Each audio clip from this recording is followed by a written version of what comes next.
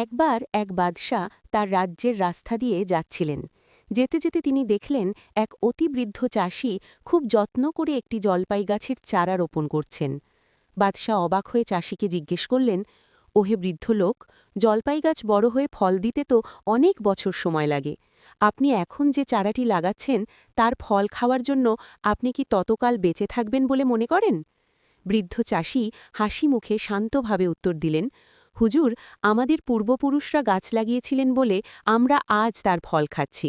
আর আমি আজ গাছ লাগাচ্ছি যাতে আমাদের পরের প্রজন্ম এর ফল খেতে পারে। চাষির এই নিঃস্বার্থ উত্তর শুনে বাদশাহ খুব খুশি হলেন এবং তাকে কিছু স্বর্ণমুদ্রা উপহার দিলেন। মুদ্রাগুলো পেয়ে চাষি বললেন, দেখুন হুজুর, গাছ লাগানোর সাথে সাথেই কিন্তু আমি ফল পেয়ে গেলাম। অর্থাৎ তার ভালো কাজের প্রতিদান তিনি সাথে সাথেই পেলেন।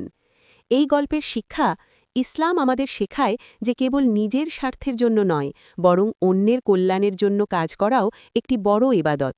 গাছ লাগানো বা যে কোনো ভালো কাজ করা সদকায়ে জারিয়া হিসেবে গণ্য হয়, যার সওয়াব মৃত্যুর পরেও পাওয়া যায়। এই গল্পের শিক্ষা, ইসলাম আমাদের শেখায় যে কেবল নিজের স্বার্থের জন্য নয়, বরং অন্যের কল্যাণের জন্য কাজ করাও একটি বড় ইবাদত। গাছ লাগানো বা যে কোনো ভালো কাজ করা সদকায়ে জারিয়া হিসেবে গণ্য হয়, যার সওয়াব মৃত্যুর পরেও পাওয়া যায়।